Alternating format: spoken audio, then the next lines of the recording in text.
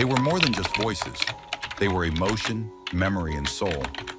From the golden harmonies of the 60s to the heartfelt ballads of today, these American music icons touched our hearts in ways words can't describe. Yet in recent days, some have left us quietly without fanfare. Who were they? What stories did they leave behind? Stay with us, and don't forget to like, subscribe, and turn on notifications. The world has lost a voice of rare soul and quiet strength. Terry Reid, the English rock singer known affectionately as Superlungs, has sadly passed away at age 75. His UK representative confirmed the news on August 5th, following a long, courageous battle with cancer. Born in 1949 in Cambridgeshire, England, Reid's musical rise began early. At just 16, he opened for the Rolling Stones during their 1966 UK tour, a stunning debut that caught the attention of music legends. In the late 1960s, he released his first solo albums and famously turned down offers to front both Led Zeppelin and Deep Purple. Instead, he recommended Robert Plant and John Bonham to Jimmy Page, forever changing the course of rock history. Throughout the 1970s, Reid's soulful voice found its true form in Seat of Memory, 1976, produced by Graham Nash. Though he never topped the charts, he gained deep respect among artists, with his songs covered by Chris Cornell and Marianne Faithfull. In later years, he continued to perform, appearing at the NAMM show in 2019 and touring into his 70s.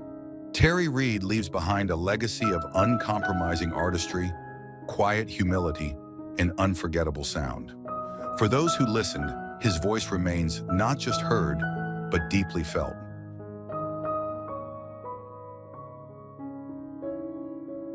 The world bids farewell to Jane Morgan, the radiant American vocalist whose voice once lit up Paris nightclubs, graced the Ed Sullivan Show, and echoed on Oscar stages. She passed away peacefully in her sleep on Monday, August 4th, in Naples, Florida, at the age of 101. Her family confirmed she had been in hospice care and died of natural causes. Born Florence Catherine Currier in 1924 in Newton, Massachusetts, Morgan was raised in a musical family. Trained in opera at Juilliard, she left for France in the late 1940s, where she flourished as a nightclub sensation and television performer, singing Cole Porter and Gershwin in flawless French. Her breakthrough came in 1957 with the international hit Fascination, followed by the beloved The Day the Rains Came. Over her career, she recorded around 40 albums, sang in 5 languages, starred on Broadway and MAME, and performed for 5 U.S. presidents. She earned a star on the Hollywood Walk of Fame in 2011 and remained a celebrated figure of elegance and artistry. Jane Morgan leaves behind not just timeless recordings, but a legacy of grace, international charm, and enduring glamour. Her voice was, as Johnny Mathis once said, the voice of a goddess.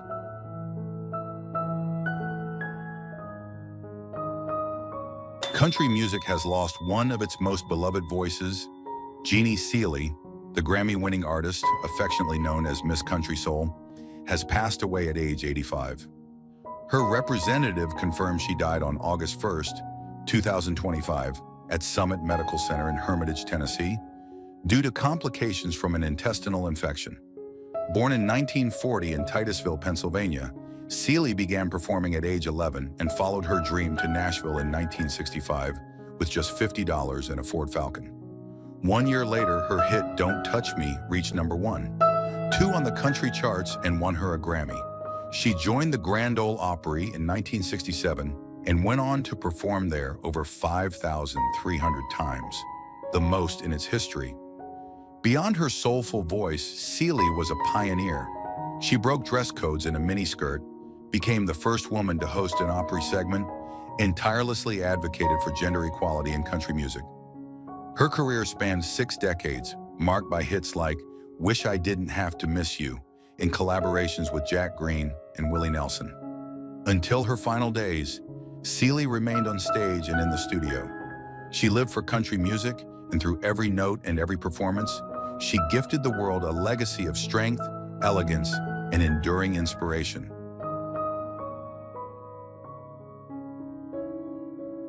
But my main reason for being is to say goodbye to England. Bye-bye, England. because I ain't gonna get. It is with profound sadness that we share the passing of Paul Marioday, the original vocalist of Iron Maiden and an unsung hero of heavy metal's earliest days. He died peacefully at his home in Australia on July 29, 2025, age 69, after a quiet but courageous battle with cancer, as confirmed by his family.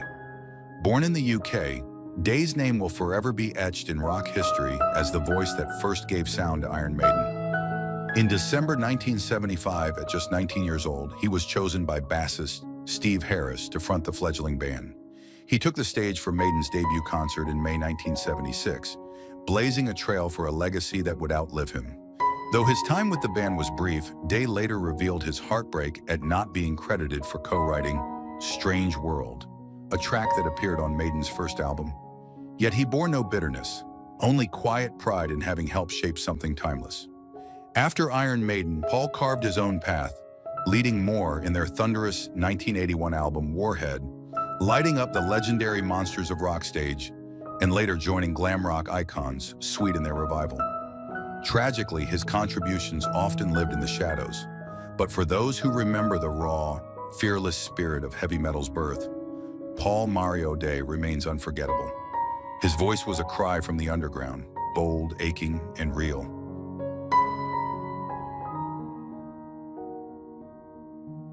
I'm just at the point that I've experienced it all.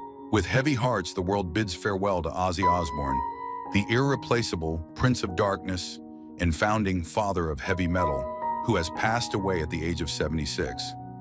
His funeral procession on July 30th, 2025, brought Birmingham to a standstill as tens of thousands lined the streets of his hometown to honor a legend who never forgot his roots.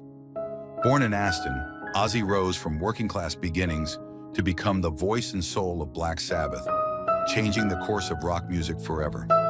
With landmark albums like Paranoid and Blizzard of Oz, he didn't just perform, he defined a genre. His unmistakable voice, unfiltered honesty, and rebellious spirit turned him into an icon, not just of music, but of endurance, flaws, and humanity. As the hearse rolled past the Black Sabbath bridge, purple flowers spelling Ozzy adorned the scene. Fans wept, sang, and chanted his name. Sharon Osbourne and their children laid roses at the tribute bench. One final kiss for a man who meant so much to so many. Ozzy Osbourne was more than a rock star. He was a force, a symbol, a legend. And now he becomes eternal, forever etched in the sound, soul, and story of rock.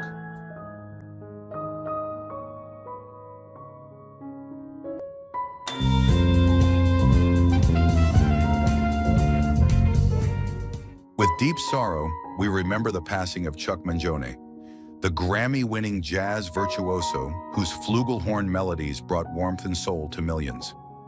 He died peacefully in his sleep on July 23, 2025, at his home in Rochester, New York, at the age of 84, as confirmed by his longtime manager. Born in 1940, Mangione grew up immersed in jazz, performing as a teen with his brother in the Jazz Brothers, and sharing stages with greats like Dizzy Gillespie and Art Blakey.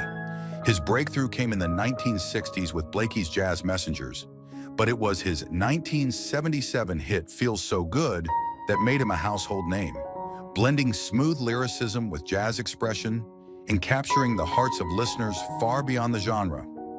Over a career spanning 6 decades and 30 albums, Mangione earned 14 Grammy nominations and 2 wins, composed for the 1980 Winter Olympics, and famously gave jazz a new accessibility. Despite criticism from purists, he remained true to his melodic style, insisting, "My reviewers are the audiences." He inspired not just musicians, but generations who found joy in his sound.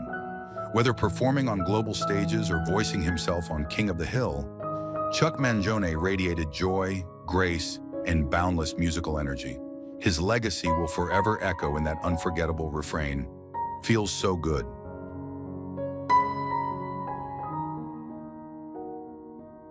It is with deep sorrow that we announce the passing of Robbie Parlo, the gifted R&B singer and founding member of City High, who died on July 17, 2025, at the age of 46.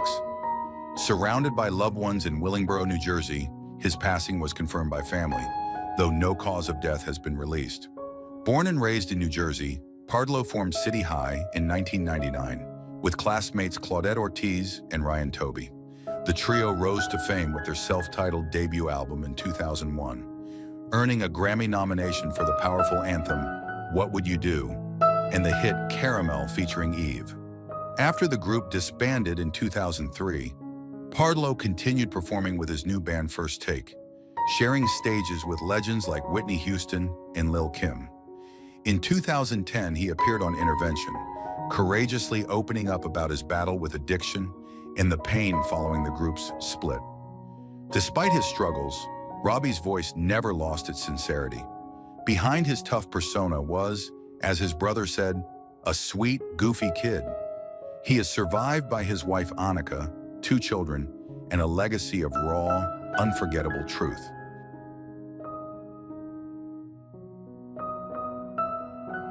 We had that dinner with him, we were in our 70s, and he still called us the kids.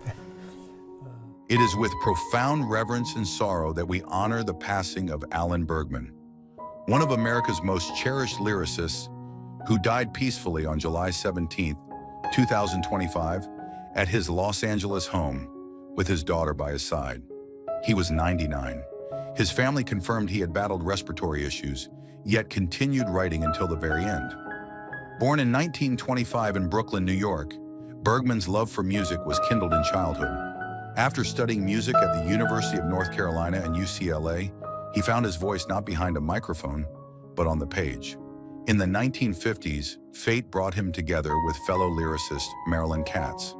They married in 1958 and became one of the most celebrated songwriting duos in film and television history. Over 6 decades, Alan and Marilyn wrote more than 100 unforgettable songs, including The Way We Were, The Windmills of Your Mind, Papa, Can You Hear Me, and themes for Maude and Good Times.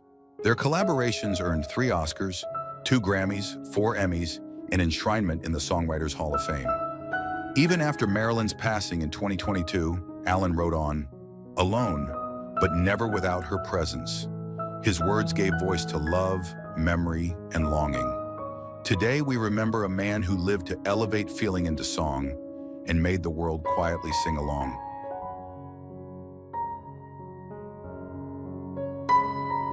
It is with heartfelt sorrow that we remember Connie Francis, the legendary pop vocalist whose voice defined a generation. She passed away on July 16, 2025, at the age of 87. The news was confirmed by her longtime friend and label president, Ron Roberts. Born Conchetta Maria Franconero in Newark, New Jersey, in 1937, Connie's remarkable journey began with accordion lessons at age 3 and national TV appearances by 14. Her breakout came in 1958 with Who's Sorry Now, a last-minute recording that changed her life. With hits like Stupid Cupid, Where the Boys Are, and Everybody's Somebody's Fool, she became the first woman to top the Billboard Hot 100 voice soared across languages and continents, selling over 200 million records and starring in multiple MGM films. Yet behind the glamour was a life marked by profound tragedy, from personal assaults to the loss of her voice and family heartbreak. Through it all, she endured. I'd like to be remembered not for the heights I've reached, but for the depths I've come back from, she once said. Her voice, soaring, tender, resilient, lives on in memory and song.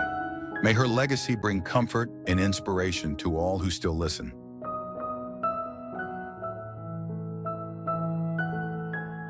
It is with deep sorrow that we honor the life of Roberta Flack, the elegant, introspective voice behind Killing Me Softly and The First Time Ever, I Saw Your Face, who passed away on February 24th, 2025, at the age of 88. Her representative confirmed she had been battling ALS in recent years. Born in North Carolina in 1937 and raised in a musical household, Roberta Flack earned a scholarship to Howard University at age 15 to study classical piano. Though her dream was to become a concert pianist, systemic barriers steered her towards singing, and the world took notice. Her debut album, First Take, 1969, led to a meteoric rise after Clint Eastwood featured her song in Play Misty for Me. She remains the only solo artist to win Grammy Record of the Year 2 years in a row, For the First Time Ever I Saw Your Face, 1973, and Killing Me Softly, 1974. A masterful interpreter of song, Flack transcended genre, blending soul, jazz, folk, and classical with quiet strength. Her influence endures through generations of artists and a legacy that speaks not through volume, but through truth. Roberta Flack didn't just sing, she told stories that still echo in every tender note.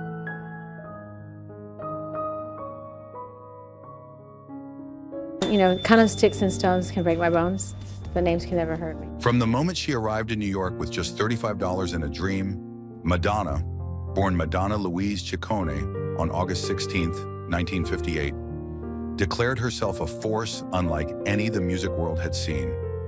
Over 4 decades later, the woman who became the queen of pop remains a living testament to fearless reinvention, artistic rebellion, and cultural resilience. Madonna's story began in Bay City, Michigan, the daughter of working-class parents in a devout Catholic family. After studying dance at the University of Michigan, she moved to New York City in 1978, where she worked in fast food restaurants and danced in downtown clubs. It was there, in the boiling core of the city's underground scene, that her ambition sharpened. By 1983, she had released her debut album, Madonna, setting the stage for what would become one of the most influential careers in music history. Her early hits, Holiday, Like a Virgin, Material Girl, were more than just pop anthems. They were cultural statements. Daring, sexually liberated, and unafraid to provoke, Madonna shattered taboos and redefined what a woman could be in music. With True Blue, 1986, and Like a Prayer, 1989, she challenged religion, gender norms, and the industry's expectations of femininity, all while topping global charts. In the 1990s, Madonna continued to evolve. Albums like Erotica and her sex book courted controversy, while Bedtime Stories and Ray of Light showcased emotional depth and spiritual introspection. Ray of Light, 1998, in particular, earned her 4 Grammy nominations and marked a profound creative shift. Influenced by electronica and Kabbalistic teachings, the album was hailed as a masterpiece, blending deep introspection with sonic innovation. Yet Madonna was never content with the past. As the 2000s unfolded, she embraced theatrical tours, Drowned World Confessions, cinematic ventures, Evita, and activism, especially for LGBTQ+ rights and children in Malawi, where she founded the Raising Malawi Foundation. Her 2005 album Confessions on a Dance Floor earned global praise and confirmed her ability to make dance music as intelligent as it was infectious. In 2008, she was inducted into the Rock and Roll Hall of Fame, and by the 2000s, she had become the highest-grossing solo touring artist of all time. Her influence could be heard across generations of performers. Lady Gaga, Beyoncé, Britney Spears, and countless others walked a path she paved. But even at a time when most legends fade into retrospectives, Madonna keeps pushing forward. In 2023 to 2024, she launched her ambitious celebration tour, marking 40 years since her debut. The tour was not only a commercial triumph, grossing over $225 million, but a spiritual homecoming for millions of fans. It culminated in a record-breaking free concert on Copacabana Beach, Rio de Janeiro, where over 1.6 million people gathered to witness her live. At 65, Madonna reminded the world that she was still a dominant, electrifying force. Now, in 2025, she's not slowing down. In July, she released Veronica Electronica, a long-lost remix project originally conceived during the Ray of Light era, featuring remixes of Frozen, Nothing Really Matters, and the newly uncovered track Gone, Gone, Gone. The album shot to #1. Won on iTunes and reignited critical praise for her experimental, introspective side. Hailed as a hidden gem from her imperial phase, the project blends nostalgia with new artistic relevance. Simultaneously, Madonna confirmed that she is working on Confessions Part 2, a sequel to her 2005 dance pop masterpiece, once again collaborating with producer Stuart Price. "Songwriting is medicine for my soul," she shared, signaling that her creative fire is not dimming, but intensifying. Beyond music, Madonna is co-producing a Netflix biographical series with actress Julia Garner playing the lead role. The series, still in development, promises to tell her story with unflinching honesty and trademark boldness on her own terms. As she approaches her 67th birthday, Madonna's legacy has only grown deeper. She remains the best-selling female recording artist of all time, with over 300 million records sold. Her accolades include 7 Grammy Awards, 2 Golden Globes, 20 MTV VMAs, and endless influence that transcends music into fashion, film, feminism, and global activism. But her truest legacy is less about numbers and more about permission. She gave women the right to be loud, provocative, ambitious, and unapologetically themselves. She gave LGBTQ+ youth a voice in pop culture, and she gave music something rare, an artist who never stopped evolving. In an industry that often idolizes youth and punishes age, Madonna stands firm, a creative warrior who bends time, reshapes culture, and continues even now to sing on her own terms. She's not done. She's never been. And the world is better for it. If Madonna's story moved you, if her music, courage, or legacy ever touched your life, subscribe to our channel. We're here to honor icons who shape our world, past and present. Join us in celebrating living legends and the timeless voices that still have more to say.